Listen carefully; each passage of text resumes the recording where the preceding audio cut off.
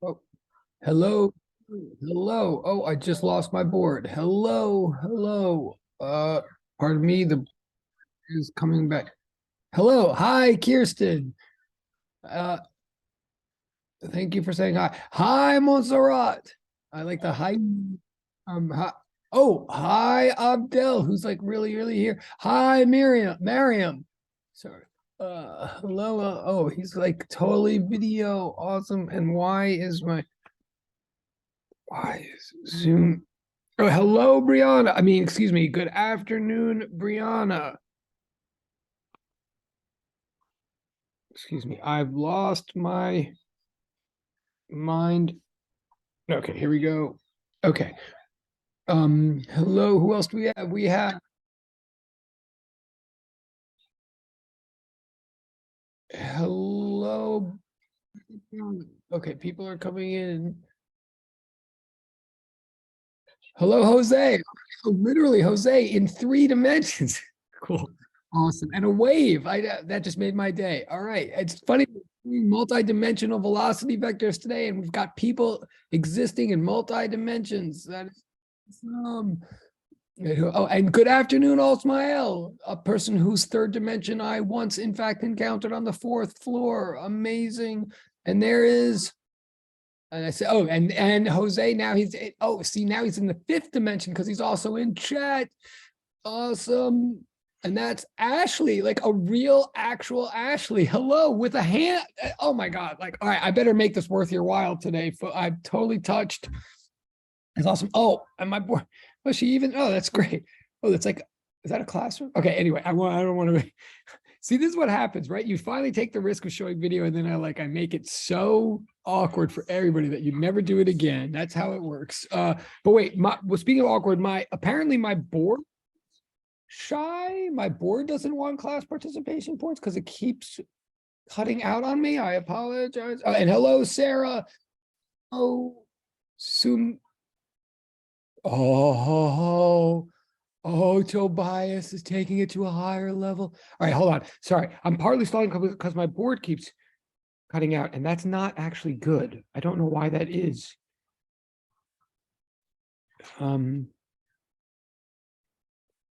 Oh, sign it, really? Okay, yeah, it needs me to re-sign into Zoom to prove that I'm really me, because like someone would pretend to be me. Yeah, I mean, like, why? So they can inherit my debt? Okay, hang on 1 second. I apologize. Pardon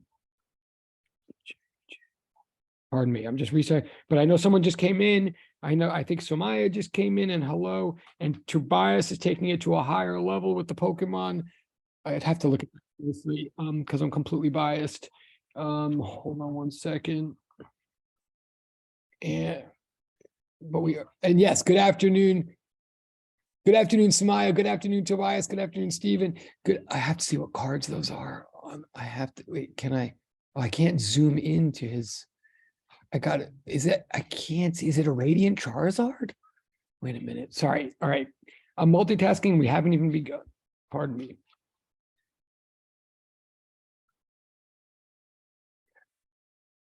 I'll tell you right now, though, since there is a small technical thing that's happening called a call, since I'm re-signing into Zoom, and I apologize, and which means I have to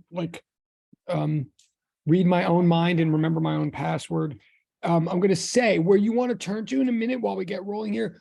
We're going to be going over you just had a huge homework assignment that was technically due today. About 8 of you have turned it in already. My congratulations to you. I know it was huge. Anybody else who still hasn't turned it in, it's totally fine, as you know. But it is material that is part of the exam and the practice exam, which will be posted tomorrow night before 8. So we're going to go over one of the problems in that homework right now, one of the harder, meatier problems in the homework. So I'm going to ask you to turn your attention. I'm going to screenshot it in a second. Screen share it in a second. But in the big homework packet, and this is for those of you who did it already, you'll, I think, benefit from that fact as you attempt to follow today. But those of you who didn't, you will also benefit in a completely different way from what we discussed today. So I'm going to ask you all to take out that huge homework that was called Space Relations, Part 1 and 2. And you're going to turn to I believe it's page 5.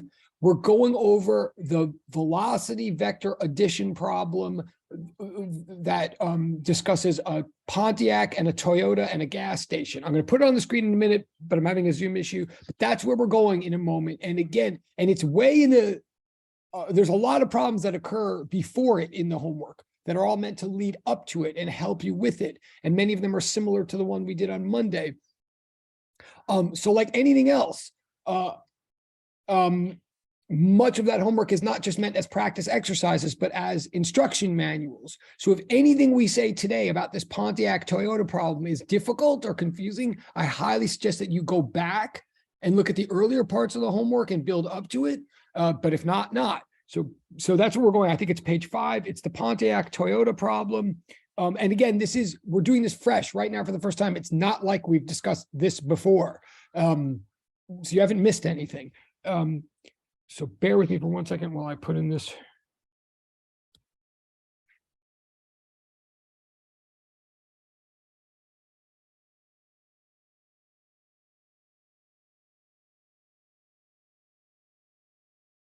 Okay. Apparently I do know my own password. That's amazing. Okay. Okay.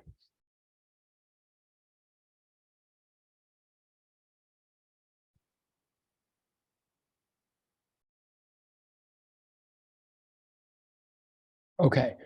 Oh, and there's Ashley. Hello. If I didn't Stephen, did I say that already? Maybe I did. And I'm going to screenshot this. Okay.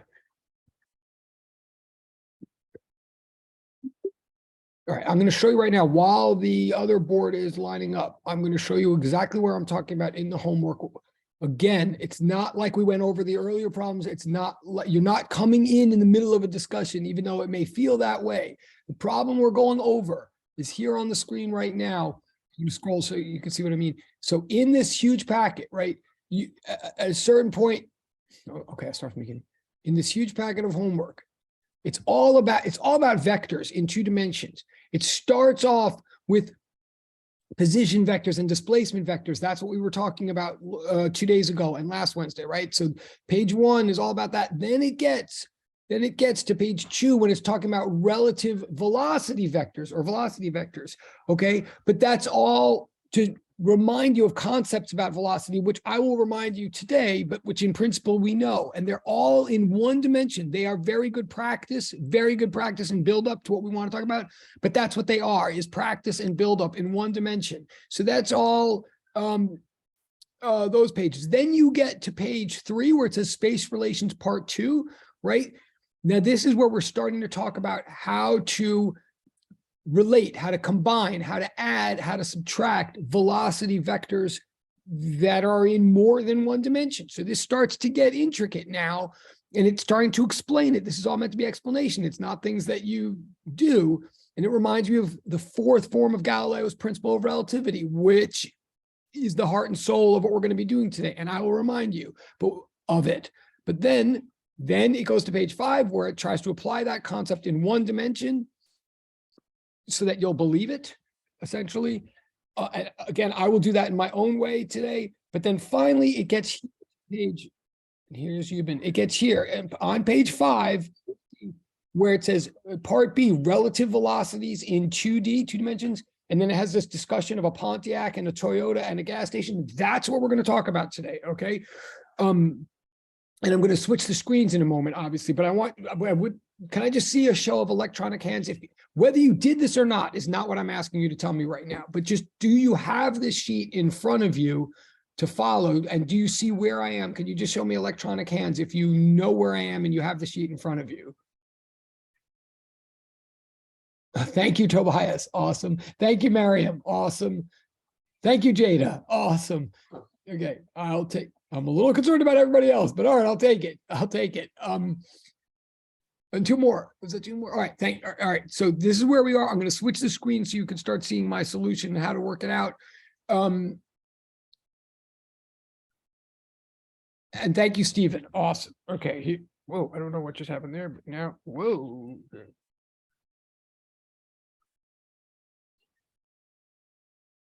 Okay.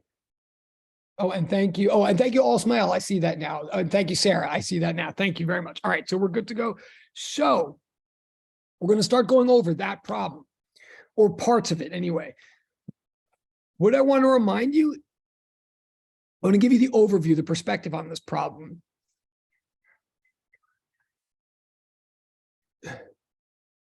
The topic of the moment is addition of two-dimensional velocity vectors.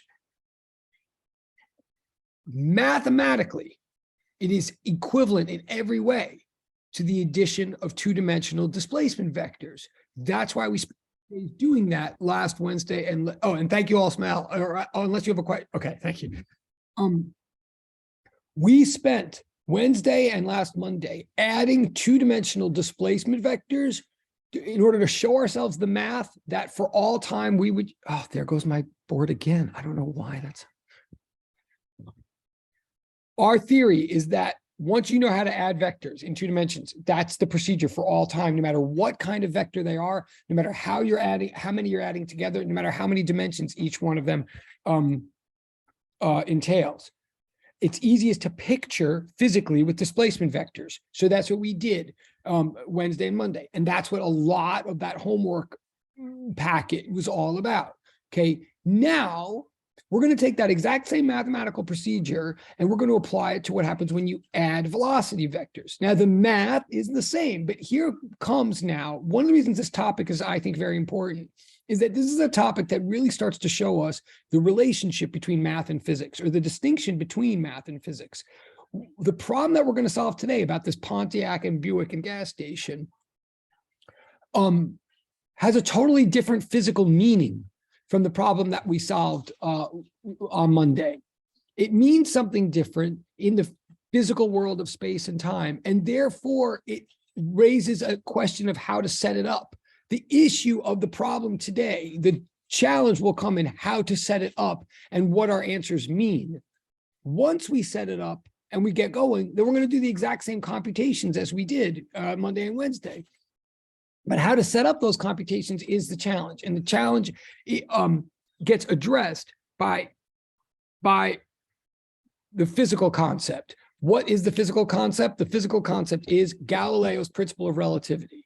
So here's why you see on the board here two equations. You see, oh, sorry. Oh, yeah. Can I please? Oh, yeah, good. Yes. Okay, so someone's just asking for me to turn on subtitles. I can turn on, I think I know how to do that. Wait, yes. I think this is what you want. Tell me if this is what you want. I think it's working. Yes, is that okay? Just in the private chat, tell me if that's what you were asking for. I think that is, and I think, well, let me know, private chat person, if that's what you were asking for. All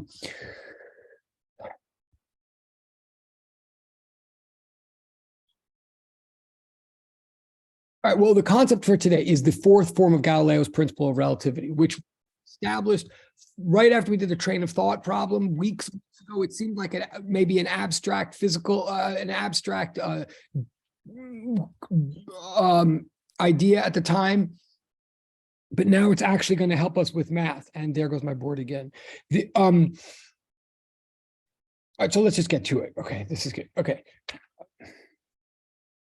but I keep losing my board. I don't know.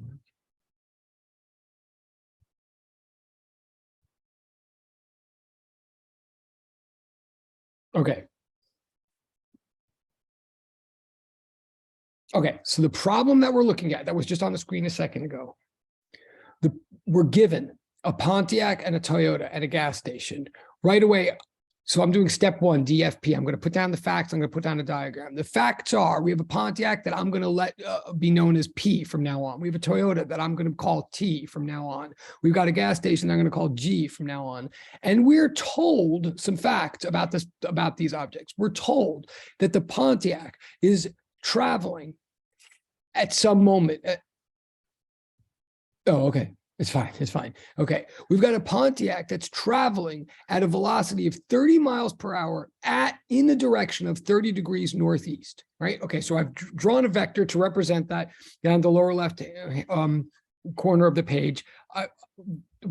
30 miles per hour at 30 degrees northeast. And I've labeled that vector VPT, velocity of Pontiac relative to Toyota, right? Then we're given this other velocity.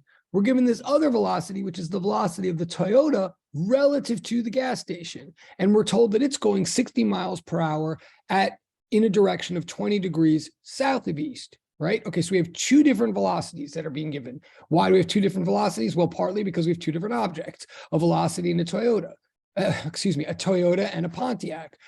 But please notice now that I don't just label those arrows VP and VT or something like that.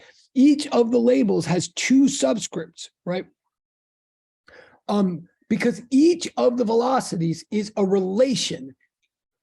This brings us back to this whole concept of train of thought and planet Earth and Galileo's principle. Our whole idea that we were trying to establish with the train of thought exercise and with our thoughts about planet Earth is our whole idea is that velocity is never just a property of a single object. Velocity is always a relation between two objects, right? The whole idea is there's no such thing as just how fast something is going in and of itself to space. We might sometimes intuitively think that there is, or we might sometimes intuitively want there to be such a thing, but there isn't. All velocities are comparisons. Where do we be? Why do I believe that at all? Or where do I begin believing that? The moment I ever can entertain in my mind the idea that on the one hand, I'm standing on the earth and it feels completely stable and it feels completely stationary and I can act it all the time as though the floor beneath my feet is completely stationary. And yet on the other hand, for some reason, I've been believing since I was in 3rd grade from my science teacher, and since I made solar system projects with like watermelons and grapefruits, I, for some reason, have this belief that the earth is hurtling through space past the sun at 65,000 miles an hour all the time while I stand around and ignore it, right? The mere idea that we can simultaneously believe that the earth is moving and yet believe that we never have to pay any attention to that fact or ever experience it in any daily moment raises this whole concept. What's the resolution? The resolution is that the velocity of the earth relative to the sun is 65,000 miles per hour. The velocity of the earth relative to itself is 0 miles an hour. From the earth's perspective, the sun is moving past it at 65,000 miles an hour. From the sun's perspective, the earth is moving past it at 65,000 miles an hour. And you might say, okay, but which one of those two perspectives is really right? I mean, which is the real truth? I mean, okay, maybe we can feel one, but what's the real? And I would say, oh, you want to know the real deal? The real deal is that the sun is moving past the center of the galaxy at 650,000 miles per hour. And the center of the galaxy is moving past something called the supercluster center at like past 1 million miles per hour, like literally. The real truth is that there is no center to the universe, and there is no one perspective that is any better than any other constant velocity perspective. The real truth is that velocity is always a comparison between two objects, not a property of one, right? And that's what we tried to establish once we started thinking about the earth. And all of physics is a series of expansions and implications and quantifications of that core idea. So back to this problem then, the Pontiac is going 30 miles per hour at 30 degrees northeast relative to the Toyota. What that means is, from the perspective of the Toyota, if you were in the Toyota, if you were looking out at the world and viewing yourself as stationary, if you were, as it were, like playing a video game, first person point of view from the Toyota, and you just regarded yourself as at rest and everything is moving past you, you would measure the Pontiac as going 30 miles per hour, 30 degrees northeast. At the same time, if you were in some other gas station that was doing something different, if you were in a gas station looking at the Toyota, you would notice that the Toyota is going 60 miles per hour at 20 degrees south of east. right? So these two velocities that we're giving here, these two vectors, are not just the velocities of two different target objects, but they are velocities measured in two different reference frames. They are two different perspectives. And again, I want to point out they're both equally correct. Neither one is more correct than the other. Each one is correct. The gas station itself, you might say, well, what's the gas station doing? I say, well, the gas station is regarding itself as at rest, just like the Pontiac is doing. Then you might say, yeah, but what's the gas station really doing? And I say again, what the gas station is really doing is regarding itself as at rest. But what the gas station, to itself, it's at rest, but to the Pontiac, it's going, to the Toyota, it's going 60 miles per hour. And by the way, it might be fixed to the earth. But the earth is only at rest relative to the earth, and the earth is going past the sun while all this is happening, right? So each of these is a different perspective. What's the ultimate question? The ultimate question, well, actually, let me, before I go to the ultimate question, the first question that the problem asks, the first question, I'm just switching screens here. The first question that the problem asks is, what is the velocity of the Toyota relative to the Pontiac? So I'm looking again, if you're looking at the sheet with me, I'm at B Roman numeral little I. What is the velocity of the Toyota relative to the Pontiac? You might say, well, we already have that. It's already given, isn't it? No, what's given is the Pontiac relative to the Toyota. The Pontiac, right, VPT, the Pontiac is going 30 miles an hour at 30 degrees northeast relative to the Toyota. If now it's asking, what's the Toyota doing relative to the Pontiac? Like if you sat in the Pontiac and watched the Toyota, what would you observe? What would you measure?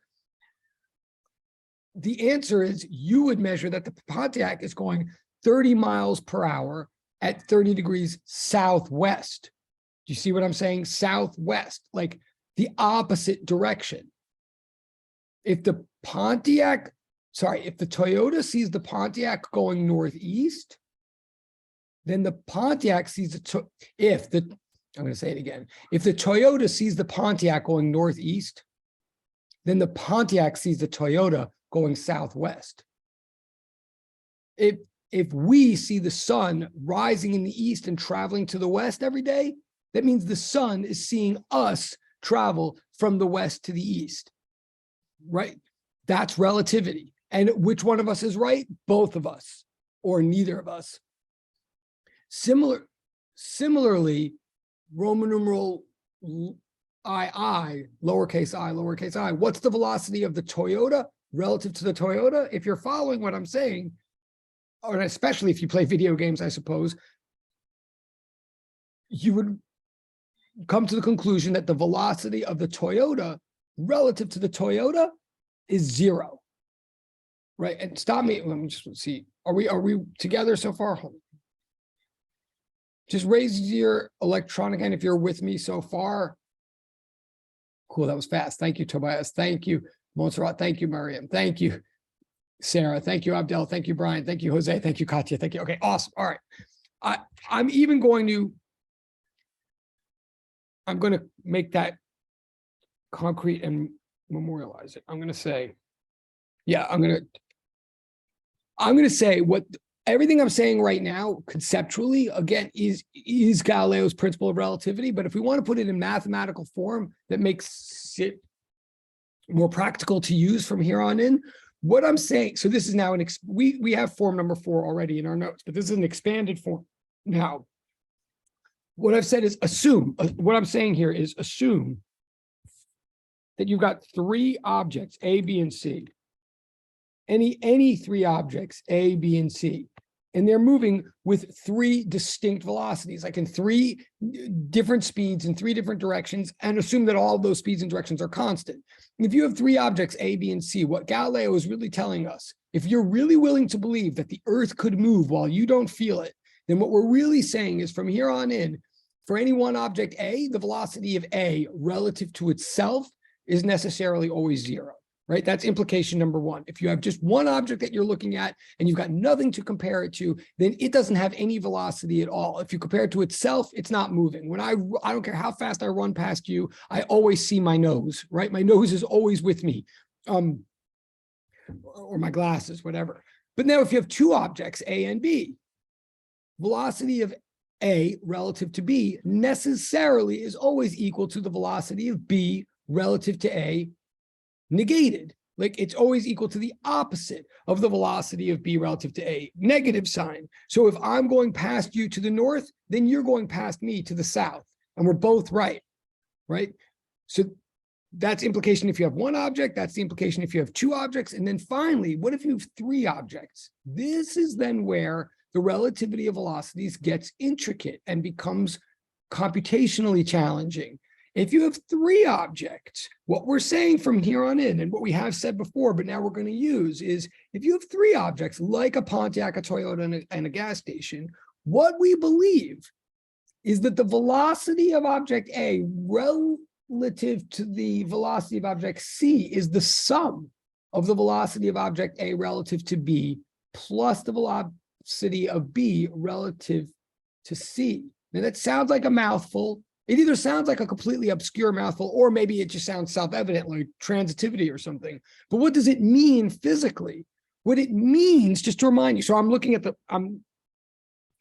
what it means is that velocities do add, that velocities add, just like regular everyday vectors and regular everyday numbers add, and follows the rules of addition. But what it's telling us is that when you want to add velocities, you have to very explicitly and carefully take into account the relational character of velocities. What it means is that if I just throw a tennis ball across the room and say it's going 40 miles an hour, and someone else throws a basketball across the room and says it's going 20 miles an hour, then sure, I could take the number 40 and add it to the number 20 and say 40 plus 20 equals 60, but that won't tell you anything about the motion of either the basketball or the tennis ball or the room.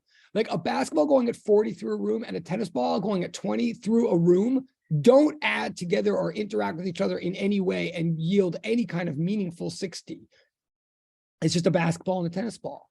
But if I am going, for example, 0 relative to a subway, and a subway is going 60 miles an hour relative to the New York City streets, we all know if I'm going 0 relative to a subway, and the subway is going 60 miles an hour relative to New York City streets, then 0 plus 60 equals 60. And it turns out that I'm going 60 miles an hour relative to New York City streets. And that's why I take subways, right? Because I can sit there and do nothing and somehow still get there, right? And this now has nothing to do with gas or fuel consumption or like technology. This is literally the nature of motion, is that my velocity relative to the subway plus the subway's velocity relative to the streets equals my velocity relative to the streets. It's very evident to see when the numbers, when it's in one dimension and it involves numbers like 0, like we rely on it all the time, we take it for granted. But the interesting thing that physics is saying is if you believe that when the numbers involve 0, and if you believe that in a straight line going forward, in fact, realize that that is going to be true even with super complicated numbers.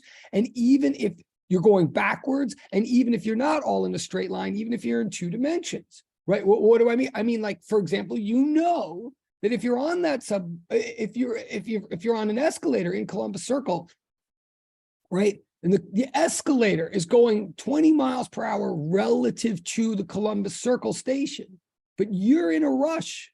So you start, so I'm talking about the upward escalator or downward, you're going to the subway, it's going down. So you got to get home, you got to cook dinner. So someone is standing on that escalator. The escalator is going 20 miles an hour relative to the station. You're in a rush. So you run down the escalator on their left.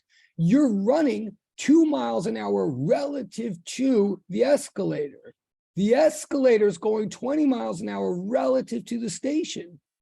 You are now going 22 miles an hour relative to the station. And like, what's the evidence of that? That you just passed the person on the escalator. Now, I mean, as always, I hope I'm saying something that in a way is so obvious that you don't even know why I'm bothering to say it. But I'm trying to point out that you're actually believing in the physics when you do that. And what you're really believing when you run down that escalator, you believe that'll make a difference. If you run down the escalator, you're believing that you're going to benefit from the escalator speed and you're going to benefit from your own speed, so much so that you'll pass someone that's just standing on the escalator. You believe that the speed numbers are adding, that one isn't just like getting absorbed into the other or something like that. And you believe it so much that if you're 8 years old and you decide for fun to run up the down escalator, right? You know that if the down escalator is going at 20 miles an hour relative to the station, but you run in the opposite direction, so you go, say, -20 relative to the escalator, you know if you do that cleverly enough, you can flail all your arms and flail your legs and confuse the people that are on the escalator next to you, but someone standing in the station watching you from afar will see all your arms and legs flailing like the coyote or the road runner, and yet you'll go nowhere relative to the station, right? You'll definitely be going somewhere relative to the stairs. You'll be to the escalator itself. You'll be going somewhere relative to the people that are standing on the escalator wishing you weren't. But relative to the station, you're going nowhere, because your velocity relative to the escalator plus the velocity of the escalator relative to the station equals your velocity relative to the station, even when minus signs are involved, right? That's what that's saying. That's what this expanded form of GPR form number 4 is saying. Now, what we're going to say here today, now again, hopefully I'm just saying a bunch of stuff that you think you've already heard or you've already thought through. What I'm trying to reinforce is that I'm not saying it's not obvious. What I'm saying is not obvious is how widely, generally, rigorously, universally, and significantly true it is. I'm saying that if you believe that on an escalator in one dimension, it remains true even in 2 or more dimensions, that it says that velocities add like a vector, even when the vector is multidimensional. And it says, last thing, and then we're going to apply it to this problem. And it says, yes, but if you want to add velocities like a vector, you have to arrange the frames of reference in a particular order, like we just did.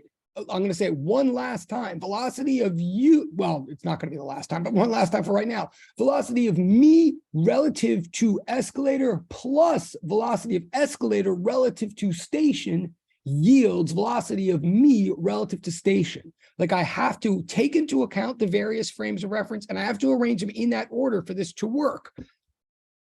So much so, yeah, look at the next page now. So much so, like once I arrange the reference frames properly like that, even if I'm in 2 dimensions, as we will be for the Pontiac and the Toyota, once I arrange the reference frames properly like that,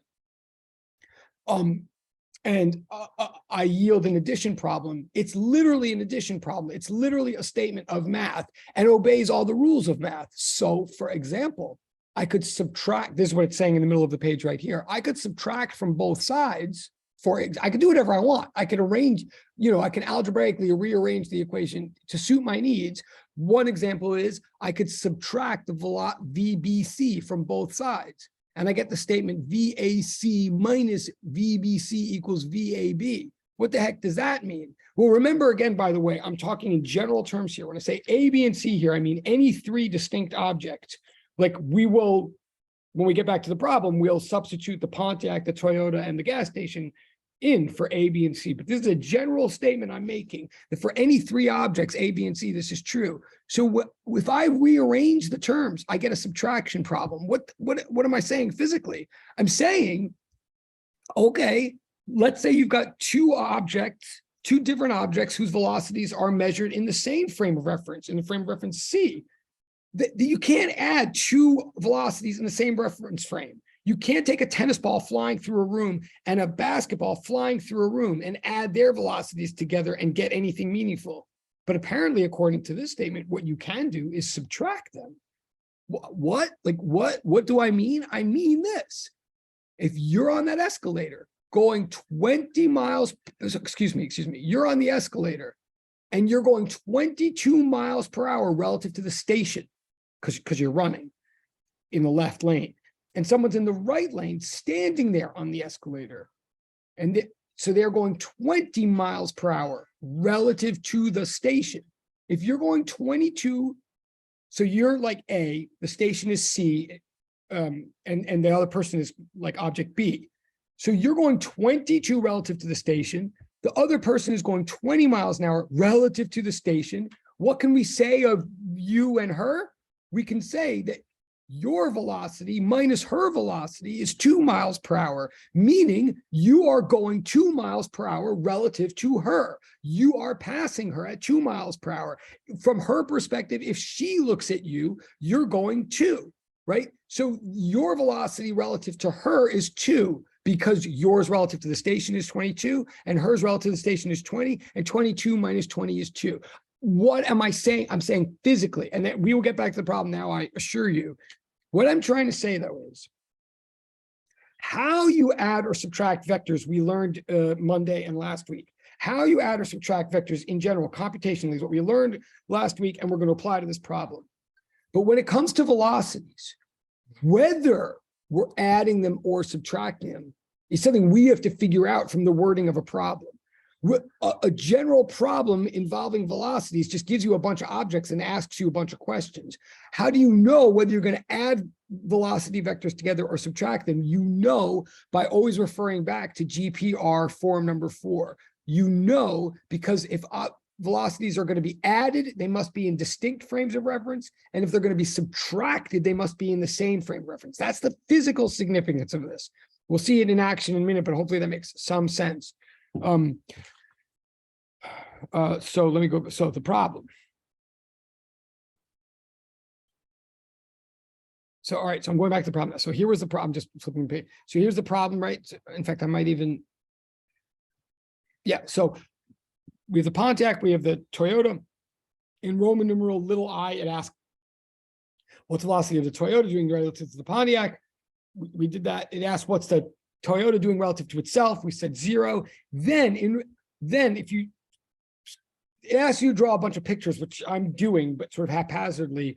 If you skip down, you'll see that eventually in the question, I think it's at Roman numeral 4, I mean, little iv, it asks the ultimate question. The ultimate question is, what is the velocity of the Pontiac relative to the gas station? That's what we actually want to know. That is what is definitely not given in this problem at all, right?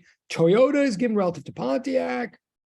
I'm sorry, excuse me. Pontiac is given relative to Toyota. Toyota is given relative to gas station. You can flip those backwards and figure out various things from that, like gas station to a Toyota or a Pontiac relative to Pontiac. But what's fundamentally not ever said in the problem at all is, what would the gas station see if if you stood in the gas station and looked at the Pontiac, what would you see the Pontiac doing? That is what I want to figure out. That is what I think is Roman numeral number IV. That is the hard thing. And I'm telling you right now, the concept that I'm going to use is the concept I just said about escalators and subway stations and all that. But to actually get the numbers, no way can I do it in my head. I'm actually going to have to crunch numbers to get an ultimate speed and direction for the Pontiac. I ultimately want the speed and the direction of the Pontiac as observed by the gas station. And one last thing, when I say observed by the gas station, I mean observed by anybody in the frame of reference of the gas station. Does that mean they have to be literally located within the walls of the gas station? To answer this question, no. In the frame of reference of the gas station means going at the same speed and direction as the gas station. It means anybody who views the gas station as stationary. That's the perspective I want to figure out this problem from. So they could be miles and miles away, as long as the gas station is never moving relative to them. That's who we're talking about. So I want to figure out the velocity. So my goal here, I think it's Roman numeral 4 in the homework. I mean, again, I'm switching screens back and forth, but I want to figure out what the velocity of the Pontiac is relative to the gas station. I want to figure out its speed and direction. I don't think the numbers are obvious. I think I have to do them. And I think in order to do it, I'm going to use this concept, right? I'm going to use this concept right here. I'm going to say, like basically, I'm sorry. Yeah, I'm going to say, okay, look, in this problem, object A is the Pontiac, P. Object B is the Toyota, T. And object C is the gas station, G. If you're confused by all these letters, if you're thinking, wait, can't he make up his mind? Like, why? Does A mean the same thing as P? Like, what's he doing? If you're thinking, I sympathize if you're thinking that. What I'm trying to say is, I mean, it's not a mistake. It's on purpose. I'm saying when I use A, B, and C, I mean any objects in general. When I use A, B, and C, I'm trying to make a statement about physics that's true across the board. But so that everything I was saying about A, B, and C was all step 3, GDP, general definitions and principles. Now I'm going to apply to the particular problem, step 4, PAW, right? It says in red up in the top right. So now I'm going to like start subbing in the facts of this exact problem. So my object, what I'm calling object A is the Pontiac here. What I'm calling object B is the Toyota. Object C is the gas station. And now I'm going to write that, you know, the ABC thing. I'm writing it now with these letters. I'm going to say, okay, according to the principle, the velocity of some Pontiac relative to a Toyota plus a Toyota relative to a gas station will yield the Pontiac relative to the gas station. So what I've just realized by writing that down, it's not redundant. By writing that down, what I'm making clear to myself is, aha. Okay, by writing that down, I'm making it clear to myself.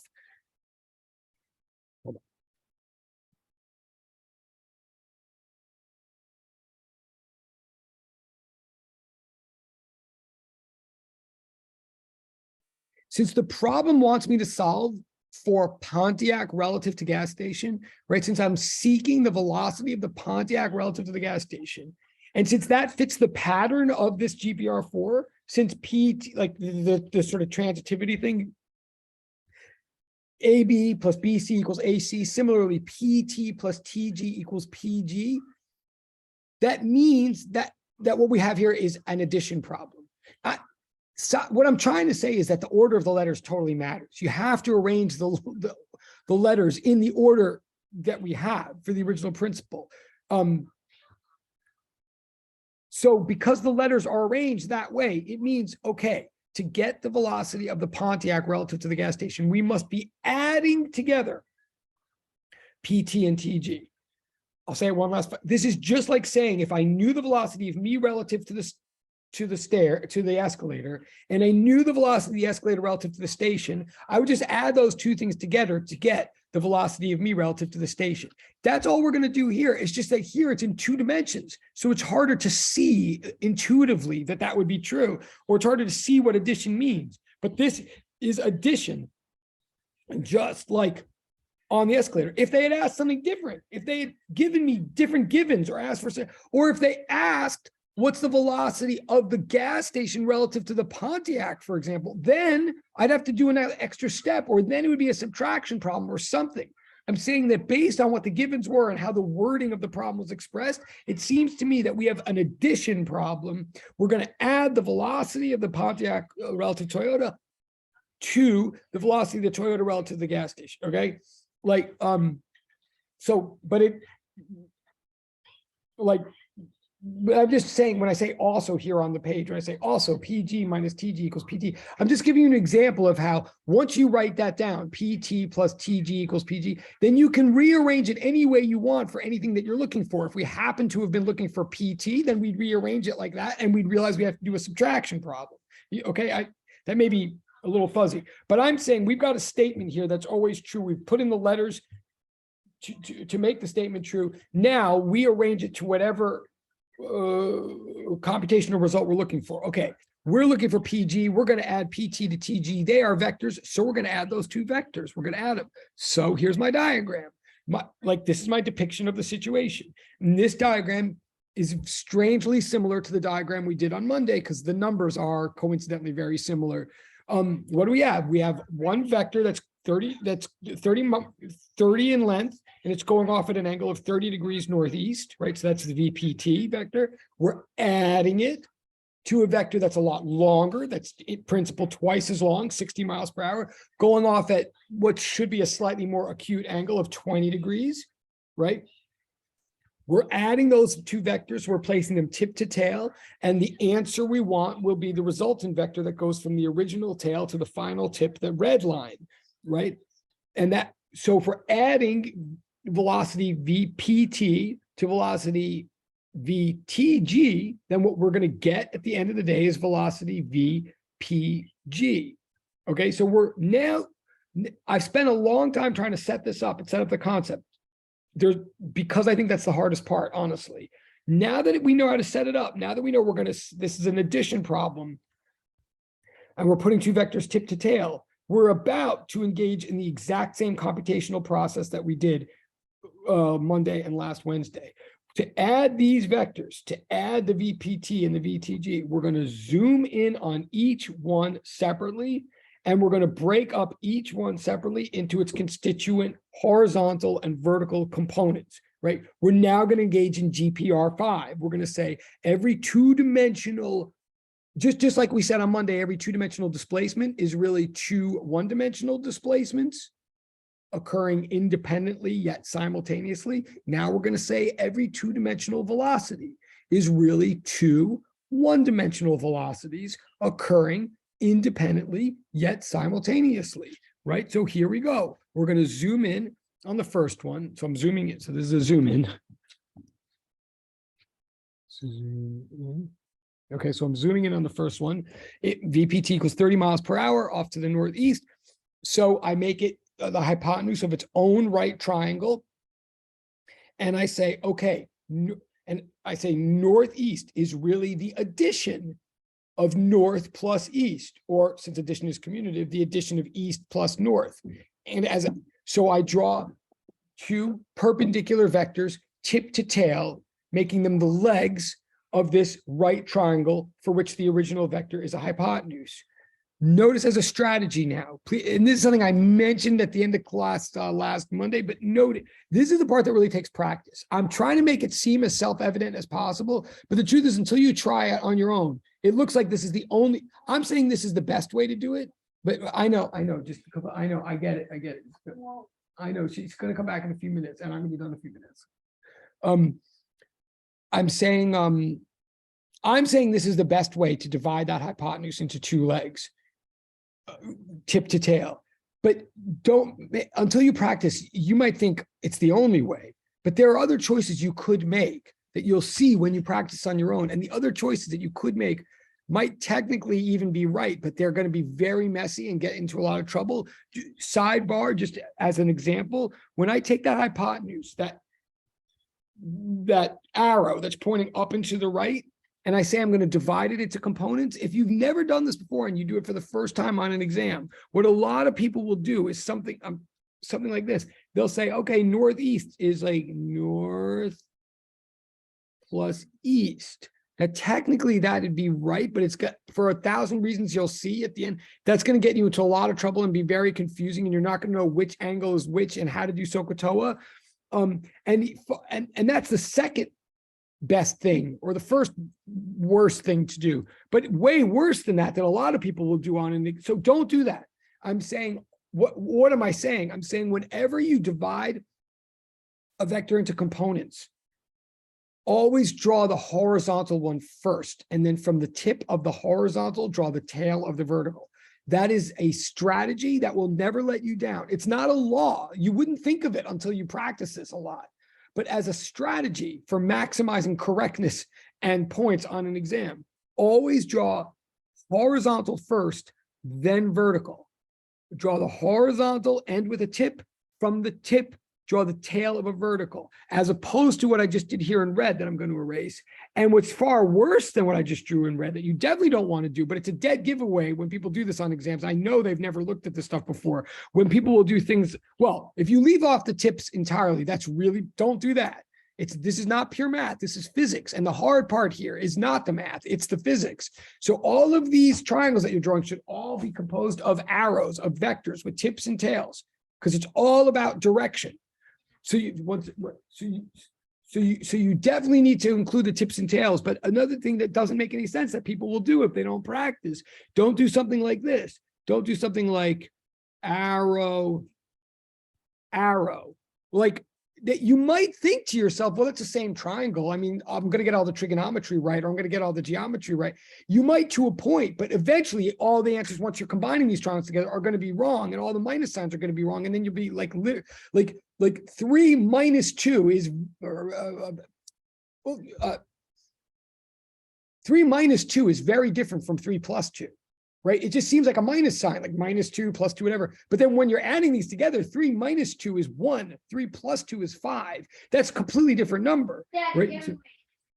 My son just said I'm giving away answers. Yes, sorry. So on the exam, when I ask you 3 + 2, the answer is 5. Wait, okay. Wait, Felix, what's 1,000,000 times 1,000,000?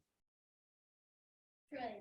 Nice, trillion. Wait, okay, everybody wins. Nice. You get a trillion points for that. Okay. But what I'm saying is I want everybody to get used to the idea that we are really taking seriously that addition of vectors means tip to tail. So so a vector going to the left minus a vector going up does not equal, like the arrows that I just drew here like this, that doesn't make any sense. They do not add together to make that northeastern pointing vector. What adds together to make northeast is north plus east, or even better, east plus north. Okay, and so I've drawn the tips and tails that anyway. Again, honestly, everything I just said is even stupid. If you don't practice, then what I just said was even more of a waste of your time. But it's a warning to say you got to practice this to see. I'm showing you the right way. For every right way I'm showing you, there's about 4 or 5 other ways that are wrong that you wouldn't know which one to do unless you try it and start seeing for yourself. Okay, anyway, so this vector, 30 miles per hour at 30 degrees to the northeast, I divide into 2 components, into an eastern component and a northern component. I'm saying that east plus north equals northeast. Then I do trig at SOHCAHTOA. I say, okay, the eastern component, the adjacent side, I say, okay, the adjacent side is hypotenuse times cosine from SOHCAHTOA. And the opposite side is hypotenuse times sine of the angle, right? So the opposite side is 15 and the adjacent side is 26. But please notice, this is where this is physics, not just raw math, that I am not saying that there's a triangle in space. Wait, hold on. I've got to teach. Hold on.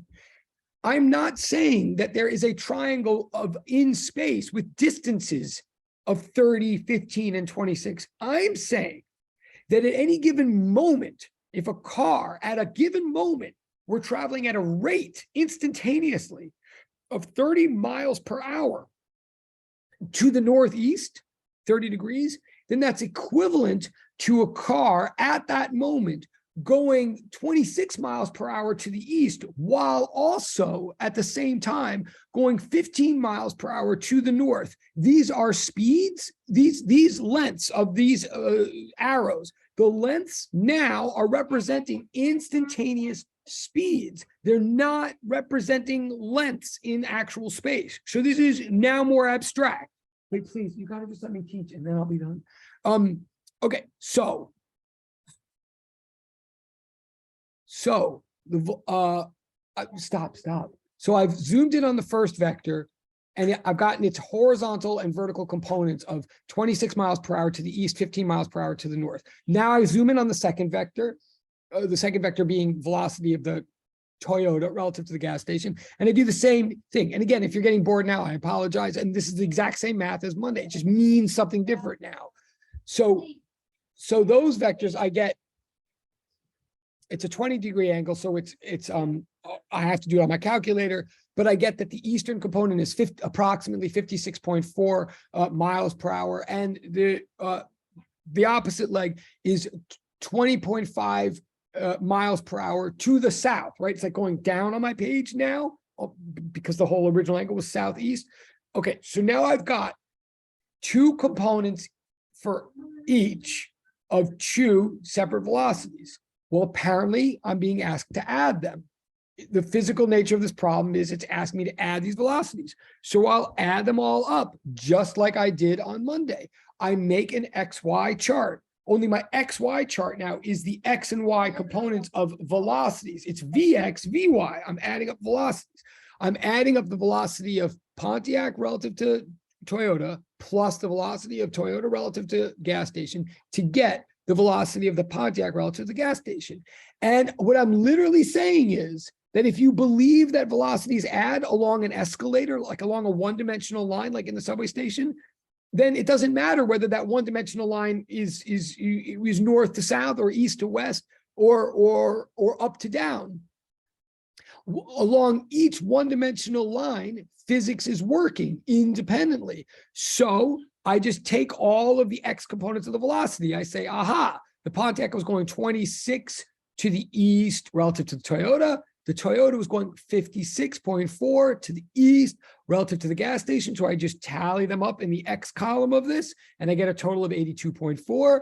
And in the Y column, I tally up 15.0 and negative 20.5. Negative because it's going south, right? Because the Toyota is going south relative to the gas station.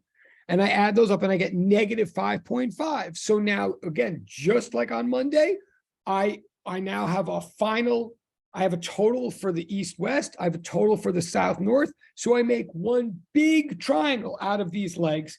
And please note, those of you who are still paying attention, please note, here's where I do the strategy again. Like I've got an X and I've got a Y. I'm on purpose going to draw always the X first. I literally draw an arrow that's going, and I draw an arrow going to the east. Why do I know it's to the east? Because it's positive.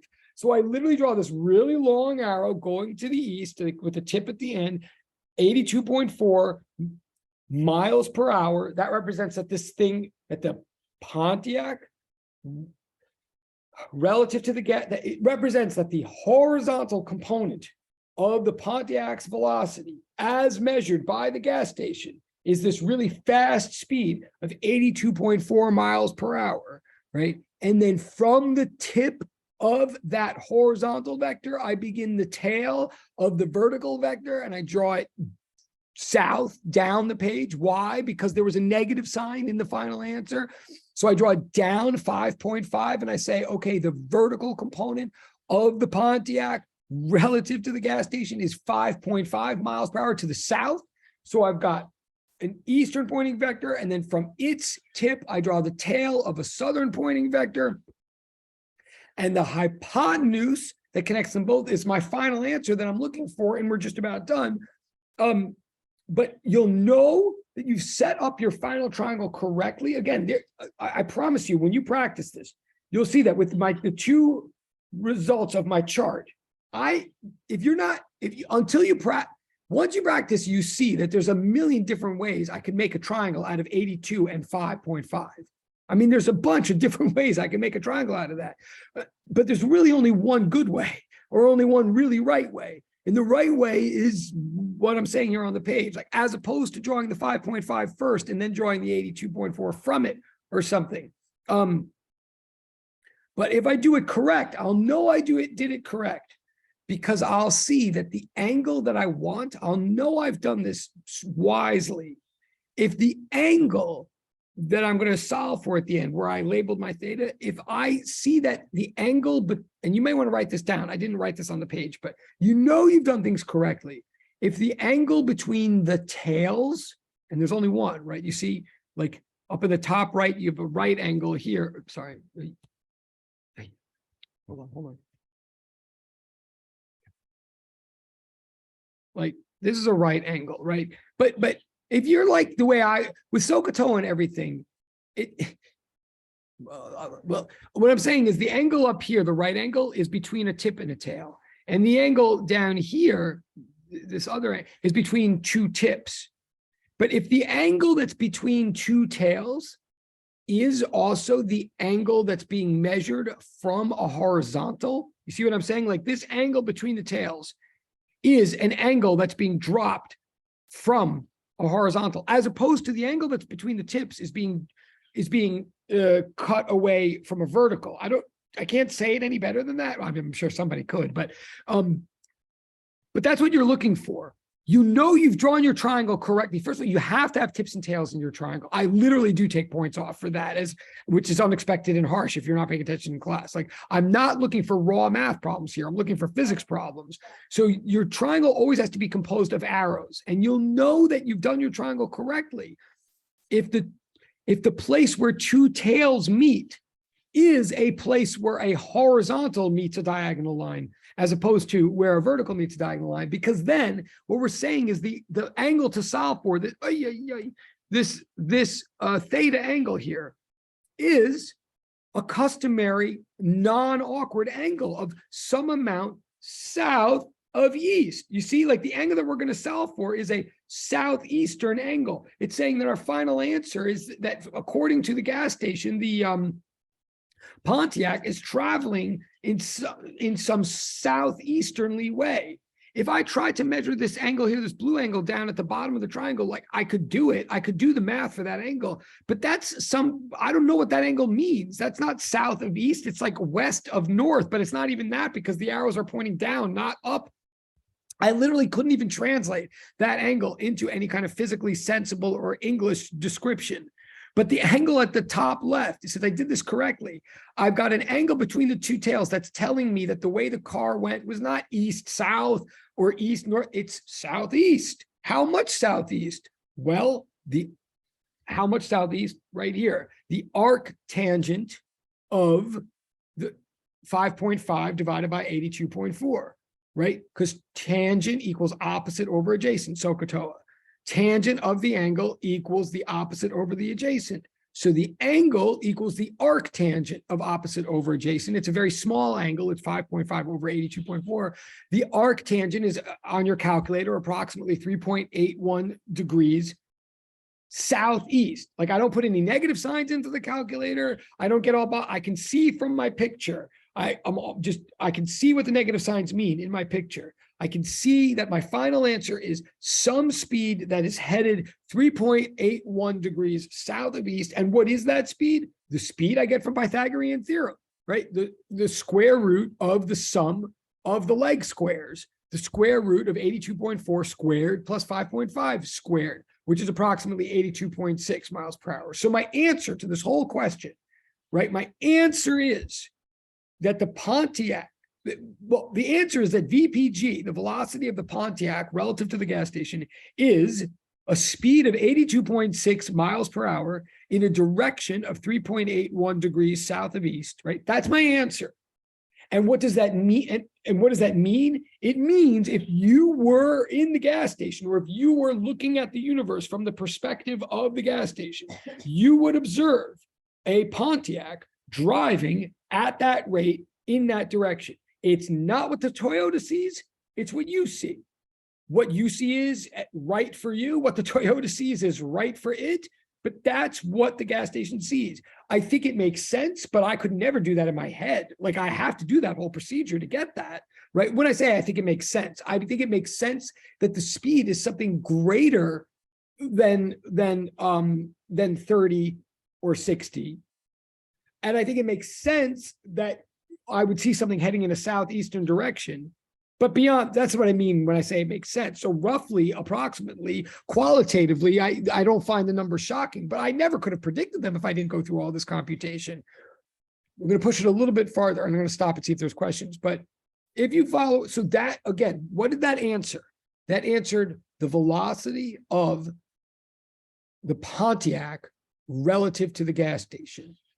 Say I had asked, what's the velocity of the gas station relative to the Pontiac? Like say you're driving in that Pontiac. If you're driving in that Pontiac, like what's the world as you see it? Well, you see a Pontiac going 0 for starters, right? If you're in the Pontiac, you're driving, you see the world going past you, you see you not doing anything. Your nose is always in front of your eyes. You know, your hands are always on the steering wheel, right in front of your eyes, always. They're not going anywhere. So if you're the Pontiac, you see you going 0. You see a Toyota going 30 miles per hour at 30 degrees southwest, I believe, right?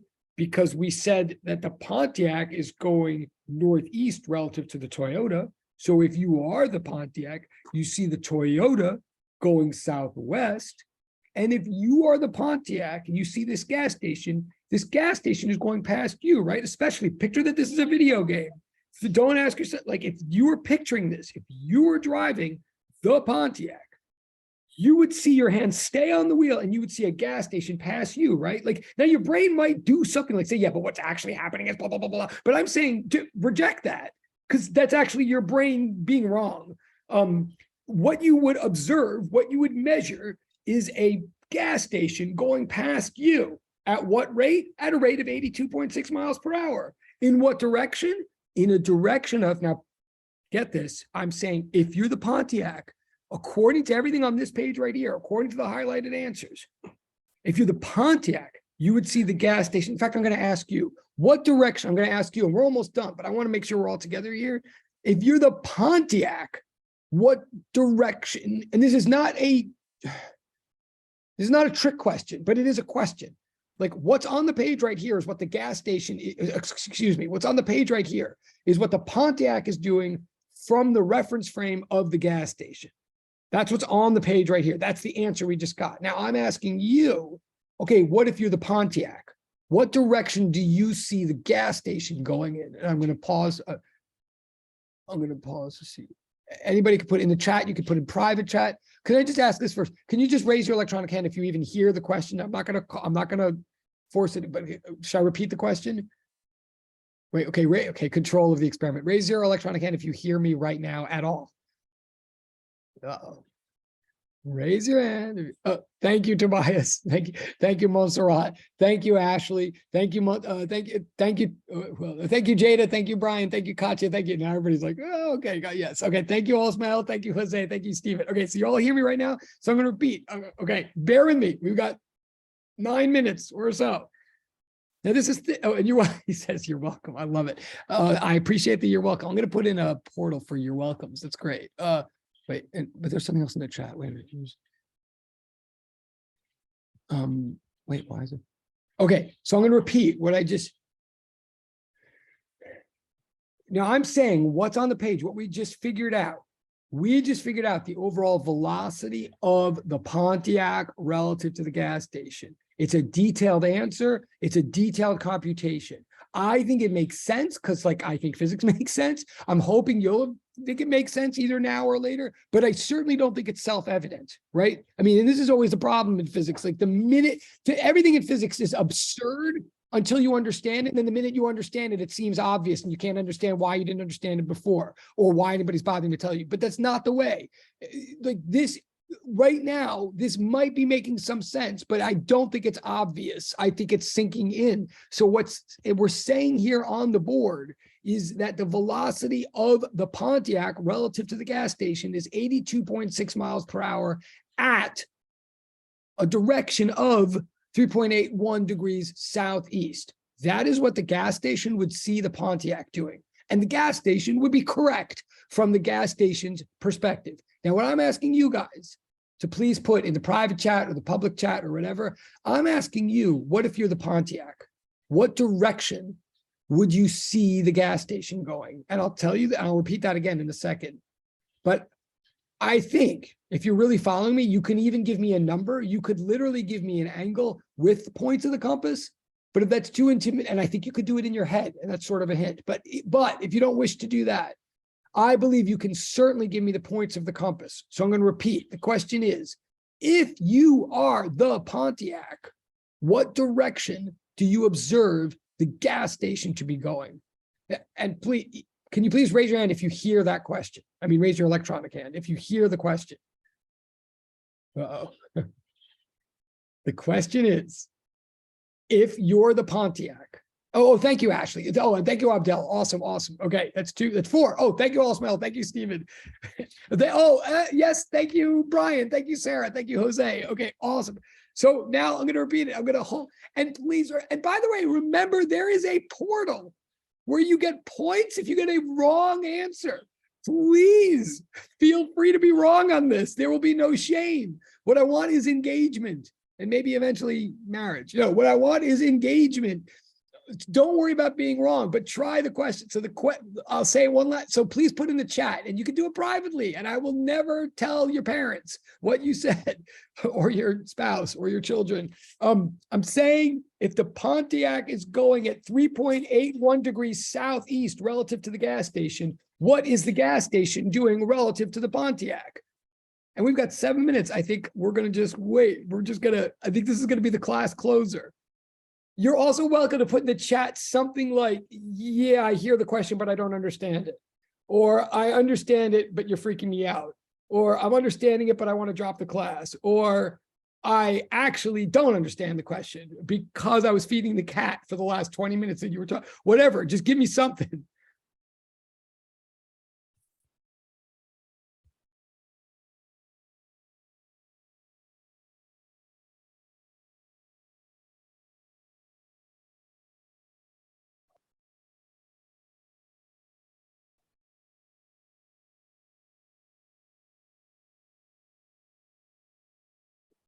Should I repeat the, someone at least in the chat say you better repeat the question. Oh my God. All right. I'm going to say right now, I just got something in the direct chat, something that just saved me from a heart attack. I've got one thing in the direct chat. I'm tempted to say whether it's right or wrong, but I'm afraid that's going to influence other people. I got one thing in the direct chat. I'll say this, that is definitely making me happy, whether it's right. I'd like to get more in the direct chat. It certainly shows, the thing that the person put in the direct chat certainly shows that they understand the question. I'm going to say it again. And I really want to, there's 1, 2, 3. We've got 5 minutes and I'm not going to try to teach anymore. This is the end of the problem. This is a problem that will be in the practice exam. Like, you do want to know this. I'm not saying it's easy, but I am saying it's doable. I would like to hear something from each one of you in the next 5 minutes, even if it's just like, you lost me a half hour ago, prof. Like, I will understand that, but I'd like to hear something honest from each one of you where you are on this. I'm going to say so I've gotten one from one person so far. The question, okay, that's honest. I just got something else. I got a direct chat number 2, an honest thing, a little lost, but I kind of understand. Fine. That's it. That's 2 people. I'm going to wait till I get something from everybody. I'm going to say the question again. The answer on the board right here. The answer is telling you what the Pontiac is doing relative to the gas station. It's telling you what the Pontiac, it's telling you what the gas station would see if the gas station looked out and saw the Pontiac. I'm asking you, what would the Pontiac see if it looked at the gas station? And by the way, I really think all of you would know the answer if it weren't for all these details and everything that we might have gotten lost in the last 4 hours, but just, okay. Great question. Someone just asked in the direct, that's number 3. Someone just asked in the direct chat, is this same process used for acceleration? Yes, it is. Great question. But just to be clear, I'm not even like using that here. You don't need to know that for, but yes, if you understand this process, it is used for all vectors. Yes. But right now I'm literally just talking about velocities, all these. Yes. Oh, and I'm so glad that, and she went public on that. And it was a person who that was great. Okay, that's honest. That's honest direct chat person. Okay, look, I got to say, all right, I think just because Allsmile just went public, she just did a solid for everybody. And I told you that was very gutsy. And about 4, I see there's like 5 of you in the private chat, no shit. And, but what Allsmile just said is helpful to everybody. Like, even if you've gotten all caught up in the numbers and lost my numbers or lost my meaning, she is right that that's what I'm looking for. I want you to know if whatever I'm doing relative to you is the same but opposite direction of what you're doing relative to me. The point that Allsmile just put in the public chat is the point.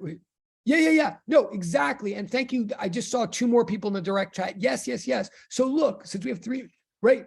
And this is one of these, like, let's not get lost in the trees for the forest. What I'm saying is, if on that sheet in the yellow highlight, if it's telling you that the Pontiac is going southeast relative to the gas station, then what that means is what Allsmile is saying and what a number of other people are saying in the direct chat. What it means, if the Pontiac is going southeast relative to the gas station, that means the gas station is going northwest relative to the Pontiac. The opposite. Like, the opposite of south is north. The opposite of east is west. The opposite of southeast is indeed northwest. And I'm not trying to say this to be a trick. Yeah, so there's a number of people in the direct chat. I'm not going to mention my name, but you guys got it. And if you're honestly telling me that you got lost, I appreciate that too. I mean, I would lose myself. It's just, I've just done this so many times. But that is, can I get it now that I've said it, or now that Allsmile and others have said it or said something to the effect? If I say, wait. No, fair enough. Oh, and thank you for that honesty, direct chat person. I see. Yes, look, right. But do honestly raise your hand electronically if you think you kind of get it now, at least this part of what I'm saying now. Oh, that's 1. Thank you. That's 2. Thank you. Awesome. Thank you, Abdel. Thank you, Stephen. Thank you, Allsmile. Thank you, Jada. Thank you, Kirsten. Thank you, Montserrat. Thank you, Mariam. I saw for a second. Okay. Oh, thank you, Mariam. Oh, she changed her thing. Yeah. Okay. Okay. Well, that's honest. If the only reason you got the answer is because you did in the lab board meeting. Okay. I'm glad you did it already in the lab board meeting. Okay. Yeah. Well, thank you, direct chat. I see what you're saying. But, I'll tell you this, the thing, we have 40 seconds left. If you were to, you do want to study this problem will be on the exam. Like, once you get it, but until you get it, it looks like a big mess. But what it's really all about is this page right here that's on your screen right now. It's really all about understanding what this page means. That's the physics. And then the math is the procedure for adding two vectors by the component method. It's literally this plus the idea that any two-dimensional phenomenon is really two one-dimensional phenomena occurring independently yet simultaneously. That's the whole deal. But you guys have been very patient and very enthusiastic and very helpful. And it's not easy, but it is doable. And I'm good. If you're good, I'll hang out if there's any questions or anything. But other than that, I will see you Monday. Thank you guys so much. Have a great weekend, but I won't go away until you all do. So. Oh, wait, and Tobias, I got to know what cards those are. Wait, what cards?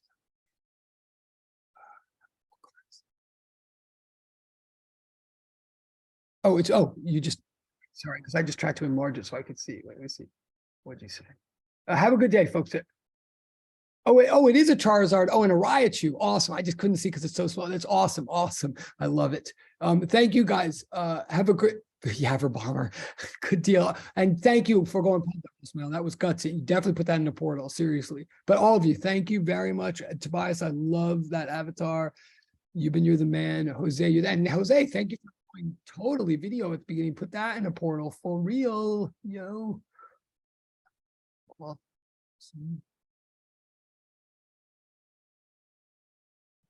and are you good, Jose? Or wait, I'm stopping the recording. If you have a question.